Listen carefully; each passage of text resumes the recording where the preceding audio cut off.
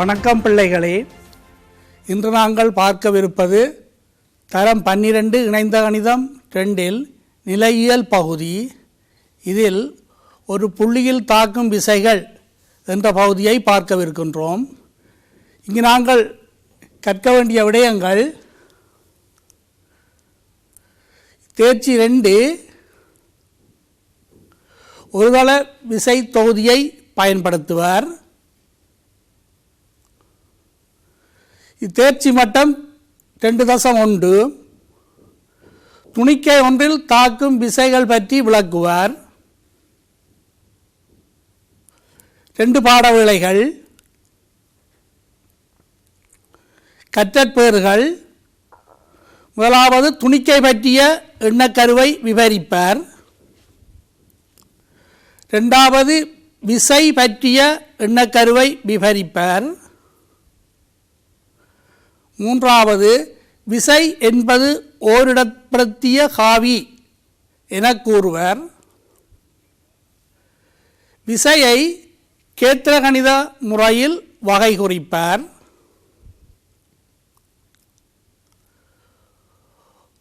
பொறியியலில் பல்வேறு வகையான விசைகளை அறிமுகம் செய்வார்.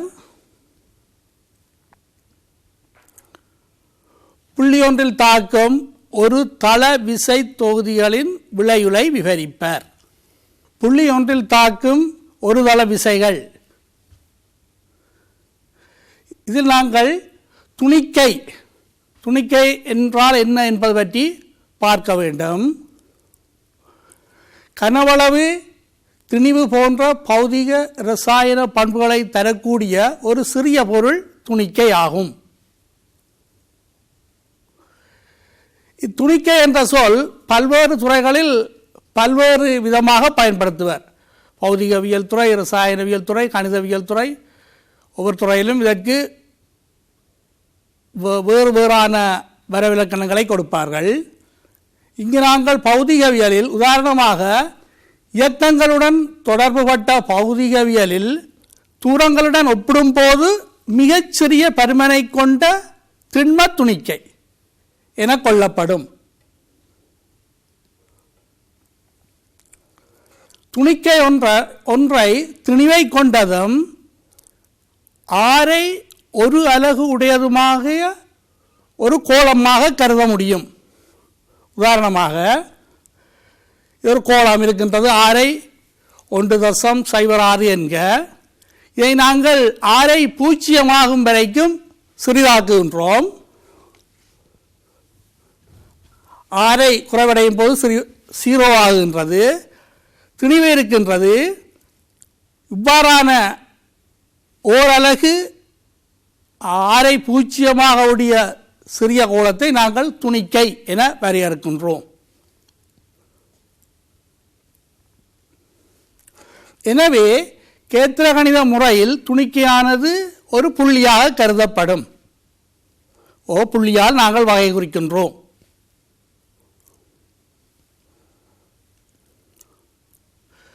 அடுத்ததாக விசை என்பது பற்றி பார்ப்போம்.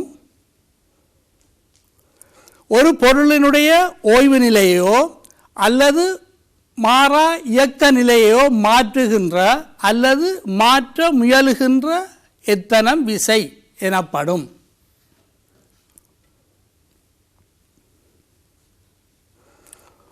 விசையின் சிறப்பியல்புகள்: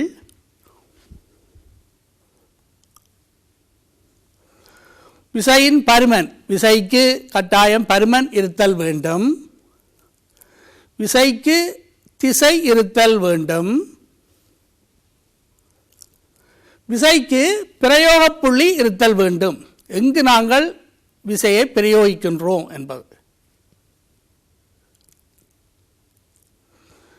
விசையின் பருமனின் அலகு நியூட்டன் ஆகும். விசையை நாங்கள் நியூட்டனில் அளக்கின்றோம். விசையானது விசையின் பிரயோக புள்ளியினூடான திசை கொண்ட நேர்கோட்டு துண்டத்தால் குறிக்கப்படும். நாங்கள் விசையை ஒரு நேர்கோட்டு துண்டத்தால் குறிக்கின்றோம். உதாரணமாக 11.86 நியூட்டன் என்னும் விசையானது மேற்கு கிழக்கு திசையில் பி என்ற புள்ளியில் தாக்குகின்றன. இங்கு 11.86 என்பது விசையினுடைய பரமன். விசையினுடைய திசை தரப்பட்டுள்ளது மேற்கிலிருந்து கிழக்காக. அத்துடன் விசையின் பிரயோக புள்ளி பி என்ற புள்ளியில் விசை தாக்குகின்றது. இந்த விசையானது ஏபி என்ற நேர்கோட்டு துண்டத்தால் குறிக்கப்படுகின்றது என்க. ஏபி என்ற நேர்கோட்டு துண்டம் 11.86 அலகு என்க. ஏலிருந்து பி அம்புக்குறி இந்த திசையை காட்டுகின்றது. நாங்கள் பரிமாணங்களை மாற்றும் போது விசையின் நேரோட்டு துண்டத்தின் பரிமாணம் மாறுகின்றது. ஆகவே சிறிய விசைக்கு சிறிய நேரோட்டு, பெரிய விசைக்கு பெரிய நேரோட்டு துண்டத்தால் தான் குறிப்பிட வேண்டும். ஆனால் நாங்கள் அவ்வாறு இல்லாமல் அன்னளவாக குறிப்பிடுகின்றோம்.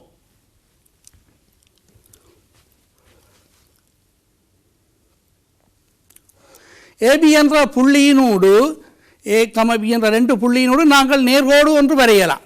நேர்கோடு என்றது முடிவற்ற அந்தங்களை கொண்டது. இந்த நேர்கோடு அந்த விசையின் தாக்கக்கோடு எனப்படும். நேர்கோடு துண்டமல்ல, அந்த 2 புள்ளிகளினூடாகவும் வரையப்படுகின்ற நேர்கோடு விசையினுடைய தாக்கக்கோடு.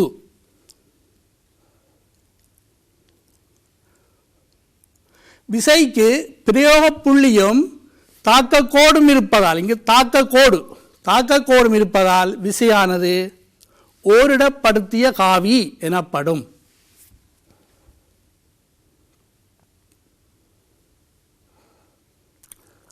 விசையின் பல்வேறு வடிவங்கள் பார்ப்போம். பலவிதமான விசைகளை நாங்கள் நமது பாடலையில் எதிர்நோக்க இருக்கின்றோம். விசையினுடைய பல்வேறு வடிவங்கள். முதலாவது புவியீர்ப்பு விசை. உங்களது தரம் 11-10 நீங்கள் அறிந்திருப்பீர்கள்.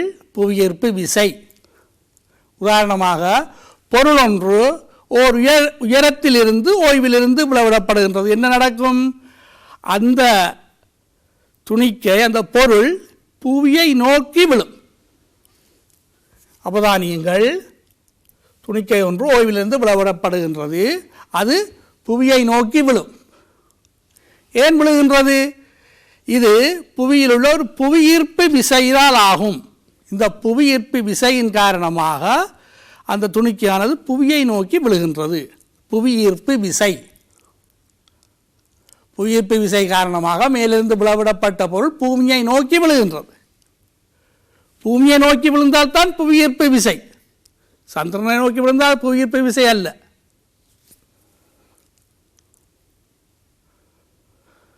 இரண்டாவது, தொடுகை மேற்பரப்புகளுக்கிடையேயான செவ்வன் மரதாக்கம் அடுத்த வகையான விசை. பலவிதமான தொடுகை மேற்பரப்புகளுக்கிடையான செவ்வன் மரதாக்கங்களை நாங்கள் நமது பாடங்களில் எதிர்நோக்க இருக்கின்றோம். இது ஒரு கிடையுடன் ஏதோ ஒரு கோணத்தில் சாய்ந்த ஒரு தளம்.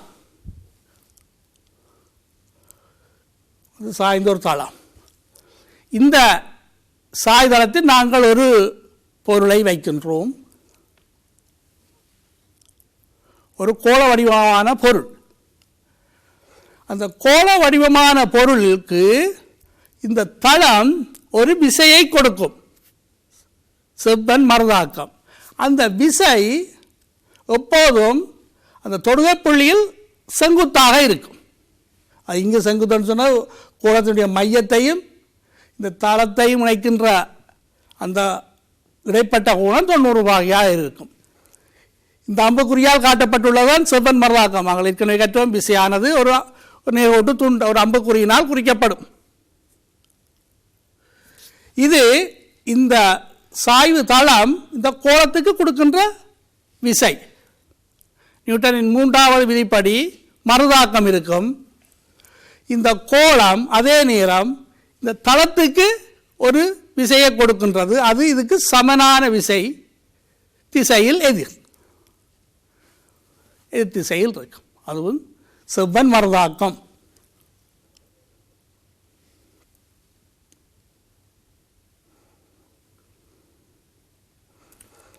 அடுத்ததாக நாங்கள் பார்க்கின்றது உராய்வு விசை. உராய்வு விசை எப்போதும் கரடான மேற்பரப்புகளில் தான் தொழிற்படும். நீங்கள் சிறிய வகுப்புகளில் கற்றிருப்பீர்கள்.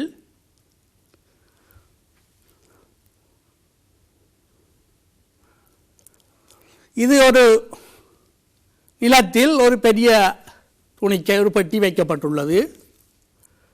அது கரடான மேற்பரப்பாக இருந்தாலும் இப்போது அதில் ஒரு உராய்வு விசை தொழிற்படாது. இப்போ நாங்கள் இந்த பொருளை இயக்க முற்படுகின்றோம்.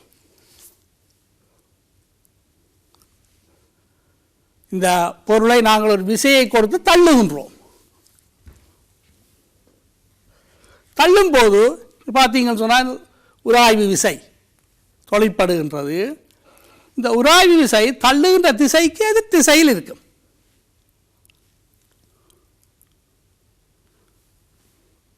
இங்கு இயக்கம் நடைபெறும் போதுதான் இந்த உராய்வு விசை இருக்கின்றது.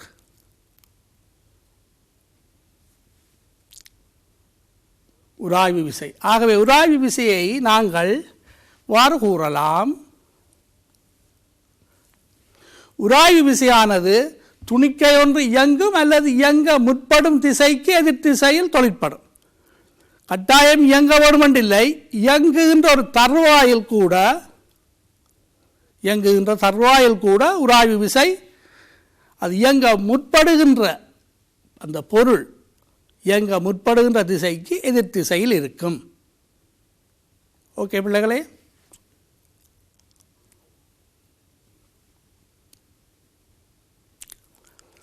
அடுத்த இழை ஒன்றில் உள்ள இழுவை. பலவிதமான சந்தர்ப்பங்களை நாங்கள் எதிர்நோக்குவோம். பிரயோக கணிதத்தில் இழையில் உள்ள இழுவை.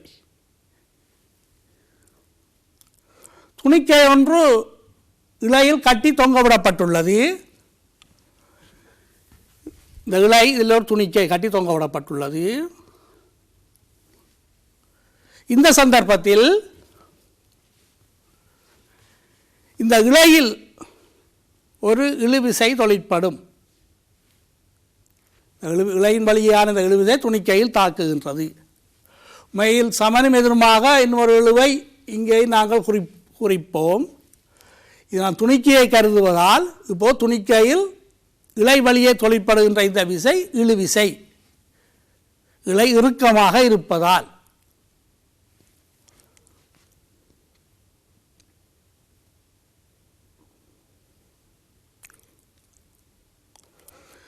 இலேசான கோள்களில் தொழிற்படும் தகைப்பு. இலேசான கோள்கள் உண்மையில் இலேசான கோள்கள் என்று இல்லை.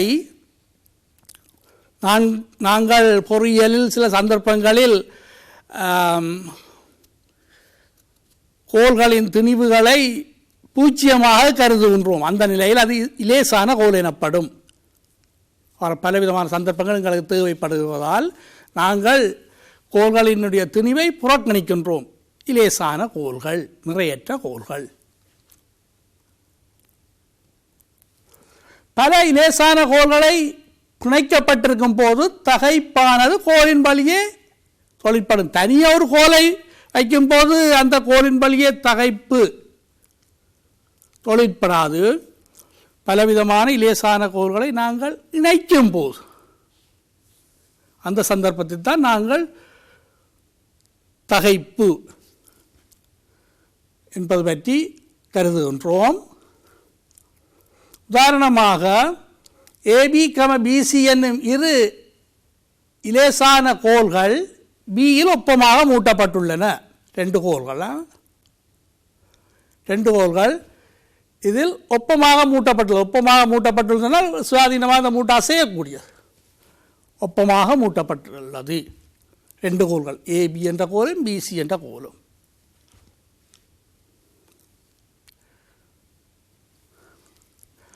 கோள் ஏபியில் இழுவை தொழிற்படுகின்றது. ஆகவே இந்த இழுவையை நாங்கள் இவ்வாறு தான் குறிப்பிடுகின்றோம். கோள் ஏபியில் இழுவை கோளின் வழியே ஏயிலிருந்து அப்பால் சமனும் எதிர்வாக இங்கே இருக்கும். இவ்வாறு இந்த கோளில் விசை தாக்கினால் இதை நாங்கள் இழுவை என்று சொல்லுவோம். எவ்வாறு கணிப்பது என்பதை பற்றி நாங்கள் பின்னர் பார்ப்போம். ஏனெனில் தகைப்பு நிறையற்ற கோல் என்பதால் கோலின் வழியே தான் இருக்கும். இந்த கோலில் இந்த திசையில் பார்க்கிறது திசை வேறை, இதை உதைப்பு என்று சொல்லுவோம். கோல் ஏபியில் இழுவை தாக்குகின்றது, கோல் பிசியில் உதைப்பு தொழிற்படுகின்றது.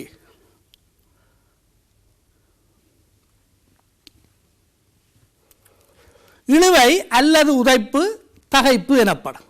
தகைப்பு என்றால் ஒன்று இழுவையாக இருக்கலாம் அல்லது உதைப்பாக இருக்கலாம். அடுத்ததாக நாங்கள் விளையுள் விசை பற்றி பார்க்கவிருக்கின்றோம். இந்த விளையுள் விசை என்றால் என்ன என்பதை நான் முடிந்தவரை உங்களுக்கு விளக்க முயற்சிக்கின்றேன். ஒரு துணிக்கையை கருதுக. துணிக்கை எவ்வாறு உரிக்கலாம்? மேலே நாங்கள் இங்கே துணிக்கையை ஒரு புள்ளி பொருளாக கருதுகின்றோம். உங்களுக்கு நான் பெரிதாக போட்டிருக்கின்றேன். மேலே அது ஒரு புள்ளி பொருளாம் துணிக்கை.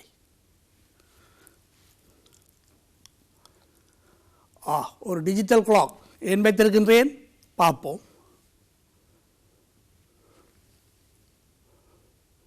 டிஜிட்டல் கிளாக் கொண்டிருக்கு. ரைட். இத்துணிக்கையில் 5 விசைகள் தாக்குகின்றது என்க. வெவ்வேறு திசையில் எவ்வாறு துணிக்கையில் உள்ள விசைகளை குறிக்கலாம்? அம்புக்குறியினால் குறிக்கலாம். நேரோட்டு துண்டத்தால் திசை கொண்ட அம்புக்குறி கொண்ட நேரோட்டு துண்டம் 5 விசைகள். ஓகே, 5 விசைகளை நான் குறிக்கின்றேன். இந்த துணிக்கையில் 5 விசைகள் 5 திசையில் தாக்குகின்றன. என்ன நடக்கும் துணிக்கைக்கு? துணிக்கை ஏதோ ஒரு திசையில் இயங்க முற்படும்.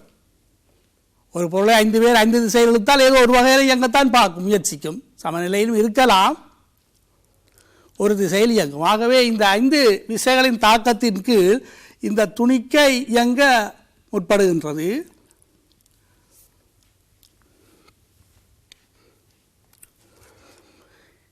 இவ்விசைகளின் காரணமாக துணிக்கை ஒரு திசையில் இயங்குகின்றது. ஆகவே துணிக்கை இயங்குகின்றது. ஒரு புள்ளியிலிருந்து இன்னொரு புள்ளிக்கு இயங்குகின்றது. தொடர்ந்து இயங்க நான் குறிப்பிட்ட அளவு தூரத்தை கருதுகின்றேன். இந்த துணிக்கை குறிப்பிட்ட தூரத்தை இந்த இடத்திலிருந்து இந்த இடத்தை அடைவதற்கு எடுத்த நேரம் 8.64 செகண்ட். அதுக்காக தான் மணிக்கூடு வைத்து.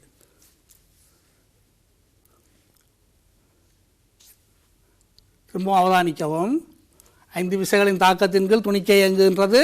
இந்த இடத்திலிருந்து இதில் ஒரு முடிவு புள்ளி வைத்திருக்கின்றேன். இந்த இடத்திற்கு துணிக்கை இந்த விசைகளின் விசை காரணமாக அசைவதற்கு எடுத்த நேரத்தை இந்த மணிக்கூடு அளக்கின்றது. 8.64 செகண்ட். ஞாபகத்தில் வைத்துக் கொள்ளுங்கள். ட்ராய். இந்த நேரத்தை ஞாபகத்தில் வைத்துக் கொள்வோம். இவ்வளவு 5 விசைகளின் தாக்கத்தின் கீழ் எவ்வளவு நேரம்? 8.64 செகண்ட். Okay, 8.64 second. ரைட். இப்போது இந்த 5 விசைகளை எடுத்துவிட்டு இன்னொரு தனியொரு விசையை பிரயோகிக்கப் போகின்றேன். இவ்விசைகளை நீக்கி தற்போது ஒரு தனி விசையை பிரயோகிக்கின்றேன். இப்போது தனியொரு விசை தாக்குகின்றது. அதே துணிக்கையில் அதே இடத்தில் என்ன நடக்கும்? இந்த விசையின் காரணமாக இந்த துணிக்கை இயங்கும். இயங்குகின்ற அதே தூரத்தை அடைவதற்கு எடுக்கின்ற நேரம்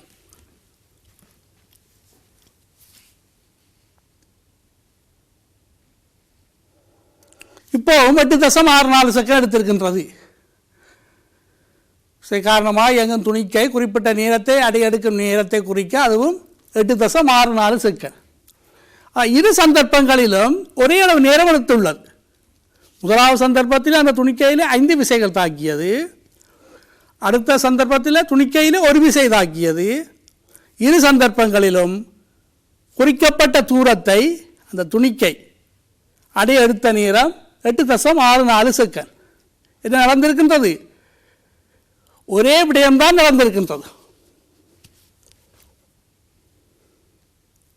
இரு சந்தர்ப்பங்களின் போதும் குறிக்கப்பட்ட தூரத்தை அடைய எடுத்த நேரங்கள் சமன். அதாவது முதல் சந்தர்ப்பத்தில் 5 விசைகளும் ஏற்படுத்திய விளைவையே இரண்டாவது சந்தர்ப்பத்தில் அந்த தனியொரு விசை ஏற்படுத்தி இருக்கின்றது. எனவே பின்னர் பிரயோகிக்கப்பட்ட 5 விசைகள் முன்னர் பிரயோகிக்கப்பட்ட 5 விசைகளின் விளைவுள் பின்னர் பிரயோகிக்கப்பட்ட தனி விசை ஆகும். ஆகவே இந்த விளைவுள் விசைக்கு ஒரு வரவிலக்கணம், ஒன்றிற்கு மேற்பட்ட விசைகள் பிரயோகிக்கப்படும் போது அவ்விசைகள் எல்லாவற்றினதும் விளைவாக உண்டாகும் விசைகளின் விளைவுள் விசை எனப்படும். இப்போது நாங்கள் புள்ளி ஒன்றில் தாக்கும் விசைகளின் விளைவுள்ள முதல் ஒரு புள்ளியில் தாக்கும் இரு விசைகளின் விளைவுகளை பார்ப்போம். ஒரு புள்ளியில் 2 விசைகள் தாக்குகின்றது, அவற்றுக்கு ஒரு விளைவுள் விசை இருக்கும். இது சம்பந்தமாக முதல் பார்க்கவிருக்கின்றோம். ஒரு புள்ளியில் தாக்கும் இரு விசைகளின் விளைவுள்.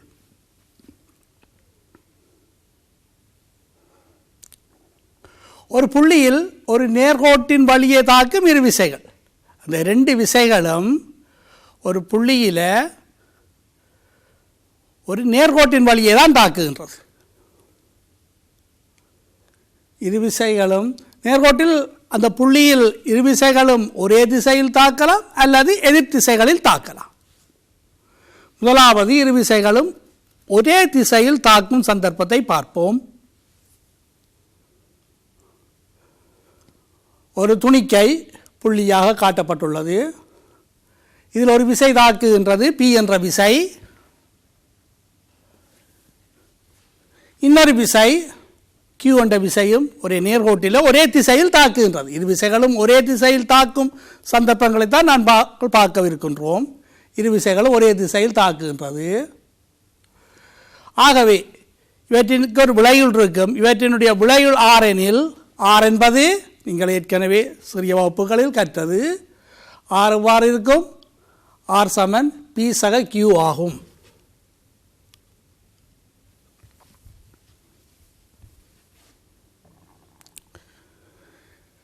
இரண்டாவது, இரு விசைகளும் எதிர் திசையில் தாக்குதல். துணிக்கையில் இந்த திசையில் P என்ற விசை தாக்குகின்றது. ஒரே நேர்கோட்டில் தாக்கும் சந்தர்ப்பங்கள். எதிர் திசையில் Q என்ற விசை தாக்குகின்றது. இவற்றின் விளைவுள் R எனில்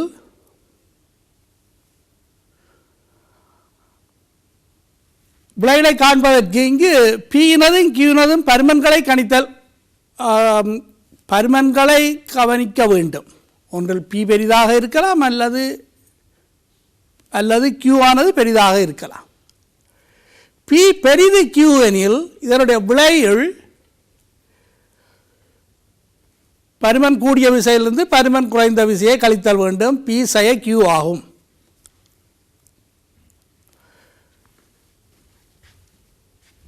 P ஆன விசை Q-ஐ விட சிறிதாக இருந்தால், P சிறிது Q எனில் R என்பது இப்போது Q ஆன பெரிய விசை Q-விலிருந்து P-ஐ கழிப்பதற்கு சமனாகும். இரு விசைகளும் எதிர் திசையில் தாக்கும். ஆகவே இங்கு கவனிக்க வேண்டும், எதிர் திசையில் தாக்கும் இரு விசைகளின் விளைவுகளை கணிப்பதற்கு P அல்லது Q பருமன்கள் கவனத்தில் கொள்ளப்படுதல் வேண்டும். ஆகவே இதனை நாங்கள் P-யும் Q-யும் ஒன்றுக்கொண்டு சமனல்லாத போது விளைவுள் விசை R என்பது மட்டுப்பெருமானம் மொடியூலஸ் ஆஃப் P மைனஸ் Q என குறிக்கலாம். இந்த மொடியூலஸ் என்பதனுடைய அர்த்தம் மறைப்பெருமானத்தை நேர்பெருமானமாக்குதல். ஒன்றில் P பெரிது அல்லது Q பெரிது என்பதற்கேற்ப மறைப்பெருமானம் கிடைக்கலாம். ஆனால் நாங்கள் மறைப்பெருமானத்தை எடுத்து அதனுடைய பருமனை எடுக்க வேண்டும். அதற்காக நாங்கள் இவ்வாறு P விளைவுள் விசை R என்பது மட்டுப்பெருமானம் மொடியூலஸ் ஆஃப் P மைனஸ் Q என எழுதுகின்றோம். ஒரு உதாரணம், ஒரு புள்ளியில் 10 நியூட்டன் 6 நியூட்டன் விசைகள் நேர்கோட்டின் வழியே ஒரே திசையில் எதிர் திசையில் தாக்கும் போது விளைவுள் விசையை காண்க. 2 சந்தர்ப்பங்கள்.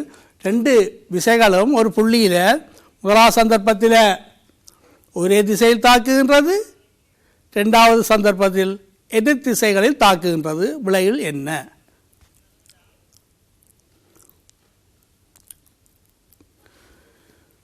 துணிக்கையில் 2 விசைகள் 10 நியூட்டன் பெரிய கோட்டினால் காட்டியிருக்கின்றேன். 6 நியூட்டன். முதலாவது சந்தர்ப்பம் 2 விசைகளும் ஒரே திசையில் தாக்குகின்றது. ஆகவே விளைவுள் R என்பது இரு விசைகளின் பருமன்களை கூட்டுவதற்கு சமனாகும். 10ஐயும் 6ஐயும் கூட்டும்போது 16 நியூட்டன். இரு விசைகளும் ஒரே திசையில் தாக்கும் போது. 2வது சந்தர்ப்பம் இரு விசைகளும் எதிர் திசையில் தாக்குகின்றன. ஆகவே விளைவுள் பெரிய விசையின் பருமனிலிருந்து சிறிய விசையின் பருமனை கழித்தல் வேண்டும். விளைவுள் R சமன் 10 6 போனால் 4 நியூட்டன். மாறி நீங்கள் கழித்தாலும் மறைப்பெருமானம், அதுக்கு நாங்கள் மட்டுப்பெருமானம் எடுக்கும் போது 4 நியூட்டன் ஆகும். ஒரு புள்ளியில் தாக்கும் இரு விசைகள் ஒரு நேர்கோட்டில் தாக்கும் போது ஒரே திசையில் அல்லது எதிர் திசையில் தாக்கும் போது விளைவுகளை பார்த்தோம். இரு விசைகளின் விளைவுகளைத்தான் நாங்கள் இப்போது பார்க்கின்றோம். ஒரு புள்ளியில் அந்த இரு விசைகளும் ஒரே நேர்கோட்டில் இல்லாத சந்தர்ப்பங்களில் அவற்றின் விளைவுகள் எவ்வாறு காண்பது என்பது பற்றி பார்ப்போம். அதனுடைய விளைவுகளை காண்பதற்கு நாங்கள் கற்கவிருக்கின்ற மிகவும் முக்கியமான ஒரு விதி விசை இணைகர விதி.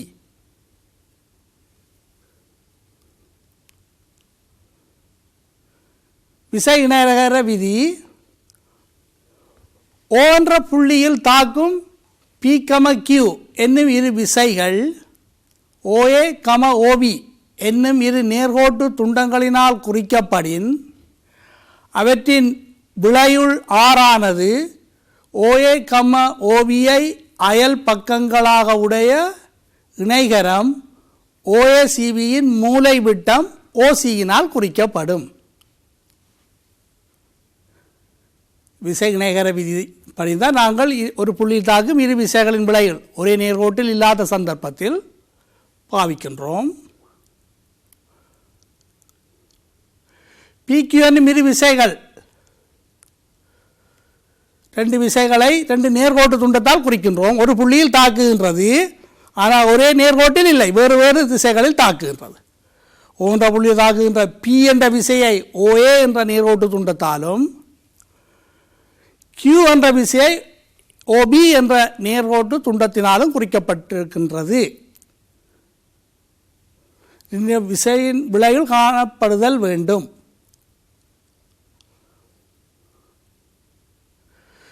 இப்போது நாங்கள் இந்த 2 பக்கங்களையும் அயல் பக்கங்களாக உடைய ஒரு இணைகரத்தை பூர்த்தி செய்கின்றோம்.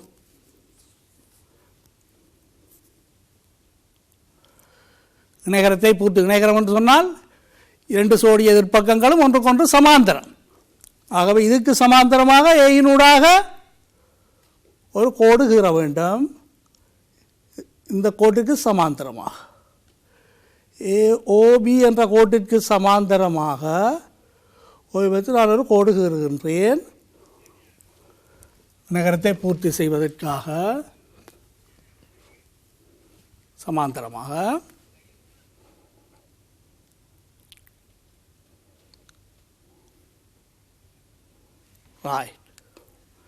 அடுத்ததாக இதற்கு சமாந்தரம் OA என்ற கோட்டுக்கு சமாந்தரமாக ஒரு பியினூடாக ஒரு கோடு கீற வேண்டும். அப்போதுதான் நாங்கள் ஒரு இணைகரத்தை பூர்த்தி செய்ய முடியும். இதற்கு சமாந்தரமாக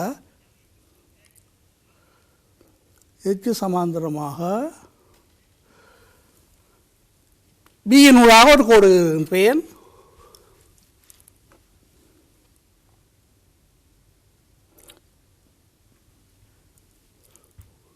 எதிர்ப்பக்கங்கள் சமாந்தரம் என்பதால் இதுதான் தேவையான இணைகரம் OACB ஆகும். இந்த விசை இணைகர விதியின்படி இந்த 2 விசைகளினது விளைவுள் மூலைவிட்டம் ஓசியினால் தரப்படும். இந்த மூலைவிட்டம் அது இந்த நேரத்துடைய மூலைவிட்டம் என்பது ஓசி. இதனூடாக நாங்கள் விளையுள் விசையை குறிக்கலாம். விளையுள் விசை ஆர் என்றால் மூலைவிட்டத்தால் குறிக்கப்படுகின்றது. இரு விசைகளினதும் விளையுள் தான் இந்த விசை இணையரக விதி சொல்லுகின்றது. இனிமேல் நாங்கள் இந்த இதனுடைய பருமனை கணித்தல் வேண்டும். இந்த ஒவ்வொரு விசைக்கும் பருமனம் இருக்கு, திசை இருக்கின்றது. ஆர் என்பதன் பருமன் யாது? பீலையும் கியூலையும் விடை வரக்கூடிய மாதிரி பருமனை கணித்தல் வேண்டும். திசை ஏதாவது திசையுடன் இங்கு ஓயுடன் இந்த ஆர் என்ற விளையுள் அமைக்கும் கோணத்தையும் கணித்தல் வேண்டும். திசை ஏஓபியை நான் தீட்டா என எடுப்போம். அதாவது இரு விசைகளுக்கும் இடைப்பட்ட கோணம். இரு விசைகளுக்கும் இடைப்பட்ட கோணத்தை தீட்டா. ஆகவே எது தீட்டாவாகும்? இந்த கோணம் தீட்டாவாகும். இரு விசைகளுக்கும் இடைப்பட்ட கோணம்.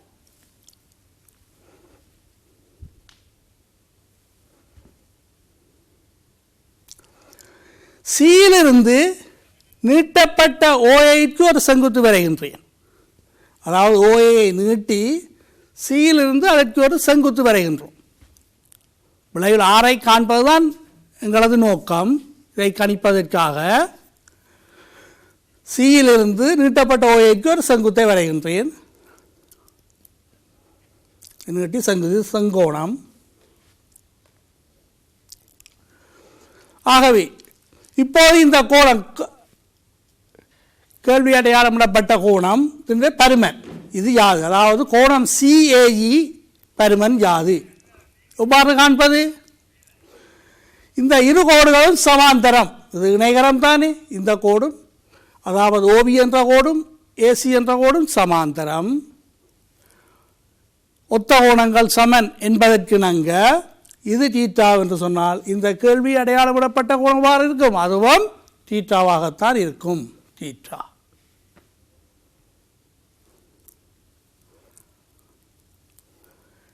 எதிர்ப்பக்கங்கள் சமன் என்பதற்கு நாங்கள் இந்த ஓபி என்ற பக்கம் கியூ என்ற விசையால் குறிப்பிடப்படுவதால் இந்த ஏசி என்ற பக்கமும் கியூ என்ற விசையால் குறிப்பிடப்படும்.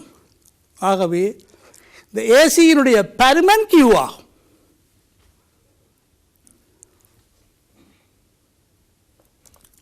இப்போ இந்த நிலத்தப்பட்ட இந்த முக்கோணியை கருதுக. இது ஒரு செங்கோண முக்கோணி. நீங்கள் ஏற்கனவே படித்த திரிகோண கணித விகிதத்தை பாவித்து ஏஜி என்ற பக்கத்தை கணித்தல் வேண்டும். ஏஜி இதில் ஏஜி என்பது இந்த செங்கோண முக்கோணியில் இந்த கோணம் தீட்டாவிற்கு அயல் பக்கம். ஆகவே ஏஜி என்ற பக்கம் இது செம்பக்கம் கியூ என்பதால் இந்த ஏஜி எவ்வாறு இருக்கும்? ஏஜி என்ற பக்கம் கியூ காஸ் தீட்டா. ஏஜி என்பது கியூ காஸ் தீட்டா ஆகும்.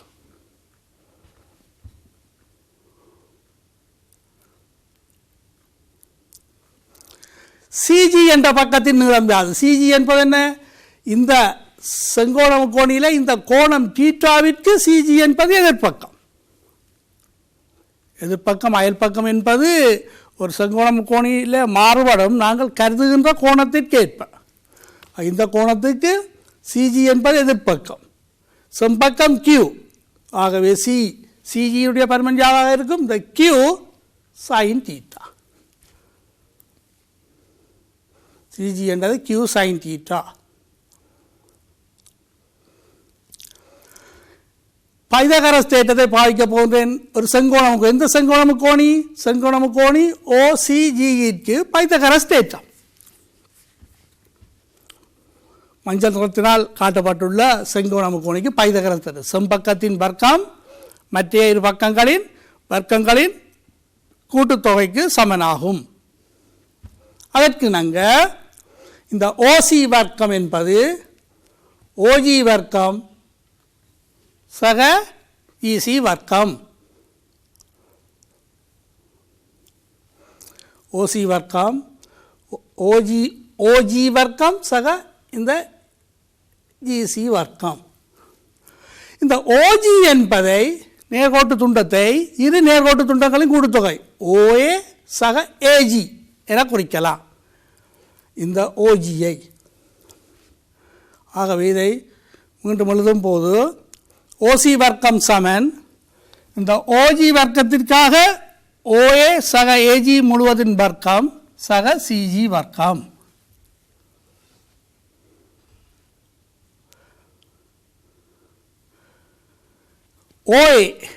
ஓஏ என்றது தெரியும் உங்களுக்கு பி என்ற விசை.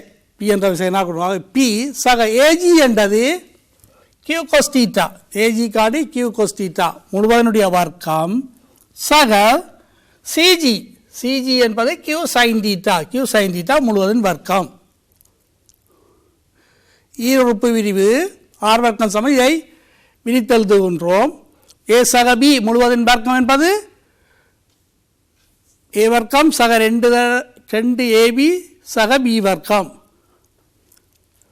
முதலாம் உறுப்பின் வர்க்கம் சக 2 தடவை முதலாம் உறுப்பு தர இரண்டாம் உறுப்பு சக இரண்டாம் உறுப்பின் வர்க்கம். அதைப்படி இதை நாங்கள் விரித்தெழுதும் போது பி வர்க்கம் 2 தடவை முதலாம் உறுப்பு தர இரண்டாம் உறுப்பு பிஐ கியூ கொஸ் தீட்டாவால் பெருக்கி பிறகு 2ஆல் பெருக்க வேண்டும். 2p q கொஸ் theta. இரண்டாம் உறுப்பின் வர்க்கம் கியூ கொஸ் தீட்டா முழுவதின் வர்க்கம். கியூ வர்க்கம் சக கொஸ் தீட்டா முழுவதின் வர்க்கம். அப்போ கியூ வர்க்கம் கொஸ் தீட்டா முழுவதின் வர்க்கம். அதை நாங்கள் இவ்வாறு கியூ வர்க்கம் சக கொஸ் தீட்டா முழுவதின் வர்க்கம் என்று எழுதாமல் கொஸ் ஸ்கொயர் தீட்டா என்று எழுதுகின்றோம். திரிகோண கணிதத்தில் நீங்கள் ஏற்கனவே படித்திருப்பீர்கள்.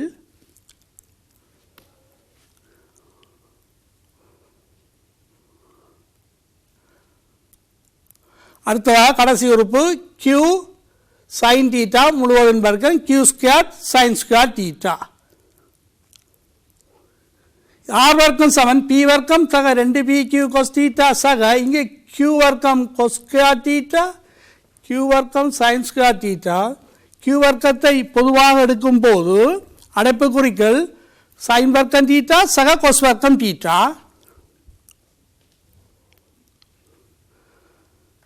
ஆகவே ஆர் வர்க்கம் சமன் பி வர்க்கம் சக 2p கியூ கொஸ் தீட்டா சக இது. இந்த கடைசி உறுப்பு ஏற்கனவே திரிகோண கணித சர்வ சமன்பாடு படித்துள்ளோம். இல்லைன்னு சொன்னால் நீங்கள் கற்பீர்கள். திரிகோண கணிதத்தில் சைன் வர்க்கம் தீட்டா சக கொஸ் வர்க்கம் தீட்டா என்பது ஒன்றிற்கு சமனாகும். ஆகவே இங்கே கியூ வர்க்கம் தர சைன் வர்க்கம் தீட்டா சக கொஸ் வர்க்கம் தீட்டா என்பது ஒன்று. ஆகவே இந்த கடைசி உறுப்பு வரும் கியூ வர்க்கம். கியூ வர்க்கத்தை ஒன்றால் பெருக்கும் போது கியூ வர்க்கம். ஆகவே விளைவு ஆரைத்தான் கணித்தல் வேண்டும். ஆகவே ஆர் வர்க்கம் ஹைலைட் பண்ணப்பட்டுள்ளது. பி வர்க்கம் சக கியூ வர்க்கம் சக 2p Q cos theta. R என்பது வர்க்க மூலம் பி வர்க்கம் சக கியூ வர்க்கம் சக 2p கியூ கொஸ் தீட்டா என்று எழுதலாம். விளைவில் ஆர் என்றால் என்னுடைய வர்க்க மூலம் எடுத்தல் வேண்டும். திசையை கணித்தல் வேண்டும். இந்த விளையுள் ஓஏவுடன் ஆக்கும் கோணம் அல்பா என எடுப்போம். இந்த விளையுள் ஓஏவுடன் ஆக்கும் கோணம் அல்பா. படத்தை கவனியுங்கள். இந்த விளையுள் விசை ஓஏவுடன் ஆக்கும் கோணம் இதுதான் அல்பா.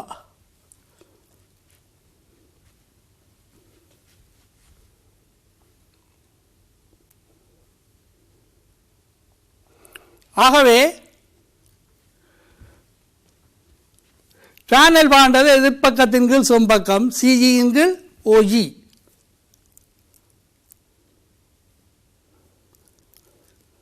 சிஜியின் கீழ் ஓஜி என்பது முதல் எழுதியது போன்று ஓஏ சக ஏஜி என எழுதலாம்.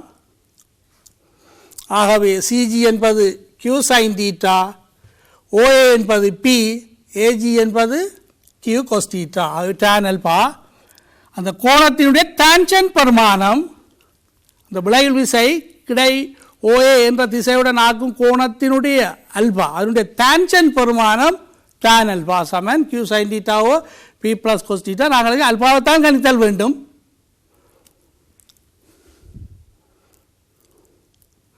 உதாரணம்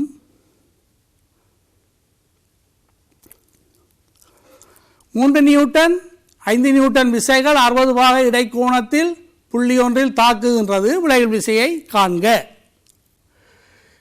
ரெண்டு விசைகளும் ஒரு கோணத்தில் தாக்குகின்றது. ஆகவே நாங்கள் விசை இணைகர விதியைத்தான் பாவித்தல் வேண்டும். ரெண்டு விசைகள் 5 நியூட்டன் 3 நியூட்டன். 5 நியூட்டன் என்பது இந்த நீரோட்டு துண்டத்தாலும் 3 நியூட்டன் என்பது இந்த நீரோட்டு துண்டத்தாலும் காட்டப்பட்டுள்ளது. ரெண்டுக்கும் இடைப்பட்ட கோணம் 60 பாகை. கட்டாயம் இந்த ரெண்டு விசைகளுக்கும் ஒரு விளைவுள் இருத்தல் வேண்டும். தரப்பட்ட தரவுகள் P சமன் 3 நியூட்டன், Q சமன் 5 நியூட்டன், தீட்டா சமன் 60 பாகை. விளைவுள் இரு விசைகளுக்கும் இடையூடாக செல்லும் விளைவுகள் என்ன? ஒரு இணைகரத்தை நாங்கள் பூர்த்தி செய்தால் மூலைவிட்டமாக இருக்கலாம்.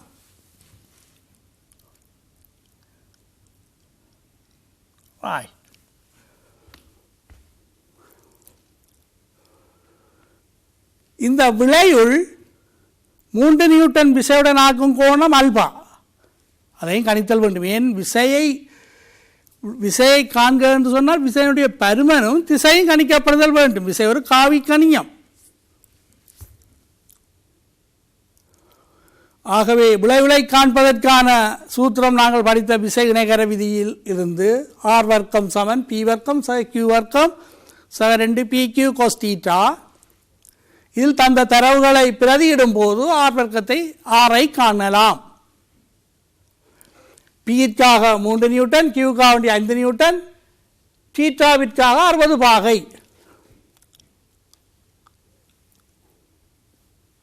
ஆகவே ஆர் வர்க்கம் சமன்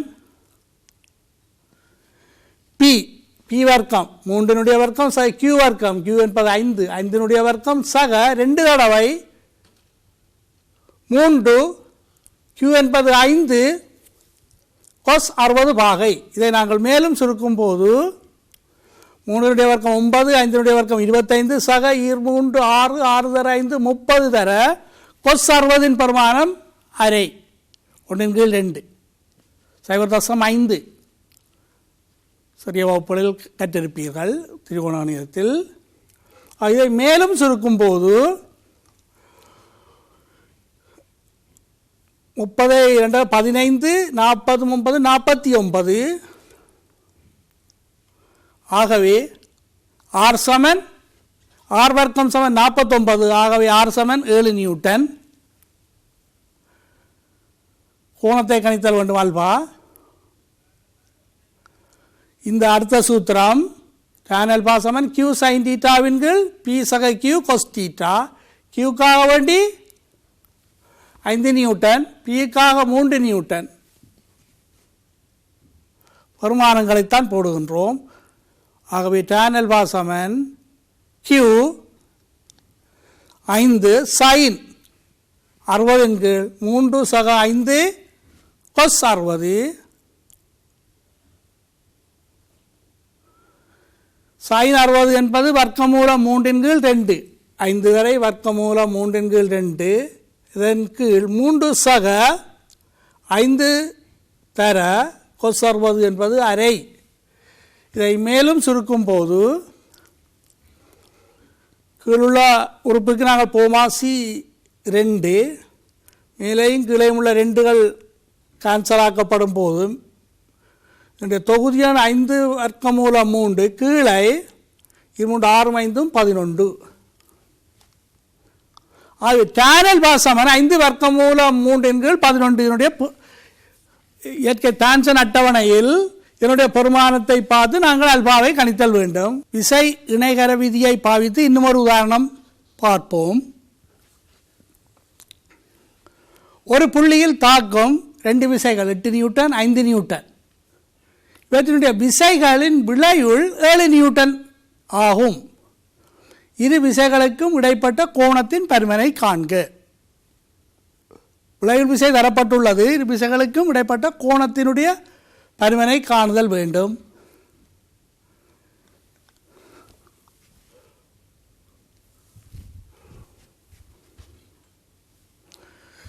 ஒரு புள்ளியில் தாக்கும் 2 விசைகள் 5 நியூட்டன் 8 நியூட்டன்.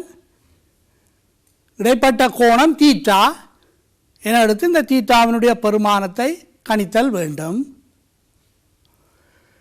நிறுவப்பட்ட விளையுள் 7 நியூட்டன் என தரப்பட்டுள்ளது. 7 நியூட்டன் இது செய்யறது தெரியாது.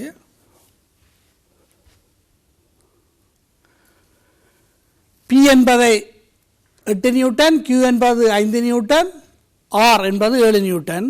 விளையில் காண்பதற்கான ஃபார்முலா R வர்க்கம் சமன் P வர்க்கம் சக Q வர்க்கம் சக 2PQ cos θ. அந்த சூத்திரத்தை பாவித்து நாங்கள் கோணம் θவை கணித்தல் வேண்டும். இதில் பிரதியிடும் போது R தரப்பட்டுள்ளது 7, ஆகவே R வர்க்கம் 7னுடைய வர்க்கம் சமன் P என்பது 8, ஆகவே இது P வர்க்கம் என்பது 8னுடைய வர்க்கம் சக Q என்பது 5, Q 5னுடைய வர்க்கம் சக 2 தடவை Pக்காக 8, Qக்காக 5, cos θ. இப்போது θனுடைய பெருமானங்கள் கணிக்கப்படுதல் வேண்டும். மேலும் சுருக்கும் போது 49 சமன் 8 வர்க்கம் 64, 5னுடைய வர்க்கம் 25, 2 தர 8 16, 16 தர 5 80 cos θ. 80 cos θ சமன் 64 25 89. 89 இடது கை பக்கம் வரும்போது மறை 89, மறை 89 சக 49 மறை 40. ஆக 80ஆல் பிரிக்கும் போது cos θ என்பது அரை. ஆகவே θனுடைய பெருமானம் 120 பாகை. திரிகோண கணிதத்தில் நீங்கள் கற்றிருப்பீர்கள். cos θ பெருமானம் மறை என்பது விரிகோணமாக இருக்கும். θ என்பது 120 பாகை. இன்னொரு உதாரணம்,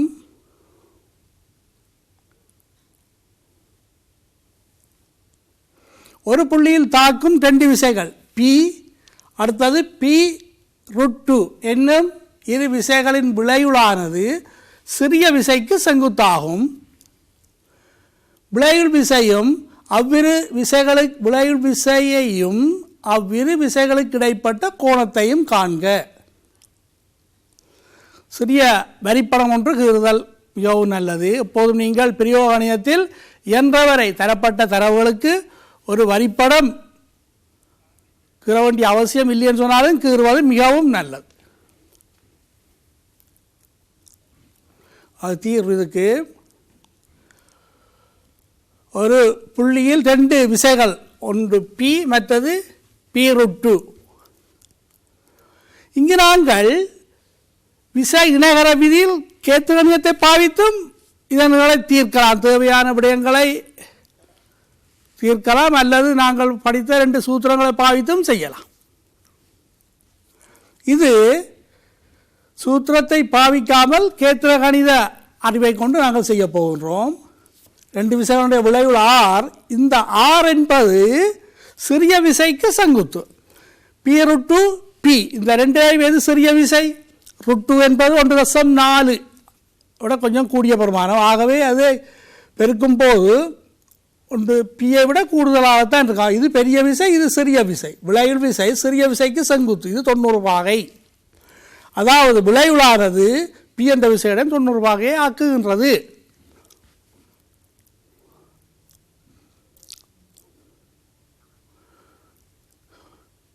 இணைகரத்தை பூர்த்தி செய்கின்றோம். விளைவு விசையை காண்பதற்கு என்ன, இதுதான் மூலைவிட்டமாக இருக்க வேண்டும். விளைவில் மூலைவிட்டத்தினால் குறிக்கப்படும். இது 2 அயல்பக்கங்களாக கொண்ட இணைகரத்தை பூர்த்தி செய்கின்றோம். இது மூலைவிட்டமாக இருத்தல் வேண்டும். விளைவில் விசை. இந்த கேள்வி அடையாளமிடப்பட்ட பருமன் இணைகரத்தின் எதிர்ப்பக்கங்கள் சமன் என்பதற்கு நாங்கள் இந்த பக்கத்தினுடைய பருமன் P√2 ஆகவே இதுவும் P√2 ஆக இருத்தல் வேண்டும். P√2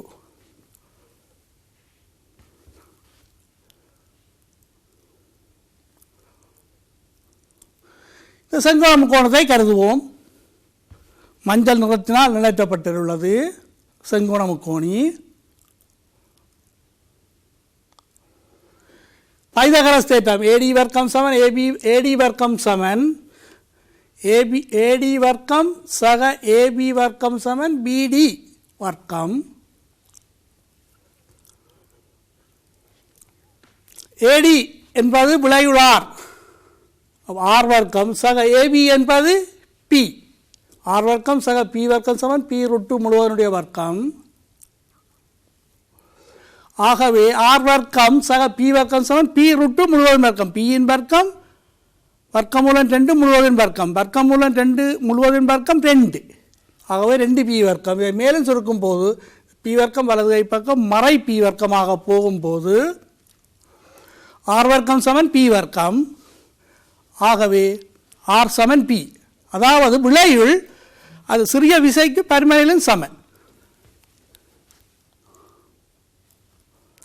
R சமன் P என்பதால் என்ன சொல்ல முடியும்? இந்த பக்கமும் இந்த பக்கமும் சமன். ஆகவே இந்த கேள்வி அடையாளமிடப்பட்ட கோணத்தின் பரிமாணம் என்னவாக இருக்கும்? இது ஒரு இரு சமபக்க செங்கோண முக்கோணி, 2 பக்கங்கள் சமனாக இருப்பதால். ஆகவே இந்த கேள்வி அடையாளமிடப்பட்ட கோணம் இருக்கும் 45 பாகை. ஆகவே இந்த CAD இதில் பைச்சன்றத்தினால் கேள்வி அடையாளமிடப்பட்ட இந்த கோணத்தின் பெருமானவாறு இருக்கும். இது ஒரு 2 சமாந்தர நேர்கோடுகள் ஒன்று விட்ட கோணத்திற்கு நாங்கள் இது 45 பாகை. ஆகவே இந்த கேள்வி அடையாளமிடப்பட்ட கோணம் அதுவும் 45 பாகையாக இருக்கும். எங்களுக்கு தீட்டாவுடைய பிரமாணத்தை தான் கணித்தல் வேண்டும். இது 90 பாகை, இந்த இடம் 45 பாகை. ஆகவே தீட்டா என்பது இந்த 90ஐயும் 45ஐயும் கூட்ட வருவதற்கு சமனாக தீட்டா சமன் 135 பாகை. ஓகே பிள்ளைகளே, இத்துடன் இன்றைய பாடத்தை முடித்துக் கொள்ளுகின்றோம். இது சம்பந்தமான வீடியோவை நீங்கள் யூடியூப் சேனலில் என்னையின் யூடியூப் சேனலிலும் நீங்கள் பார்த்து கொள்ளலாம்.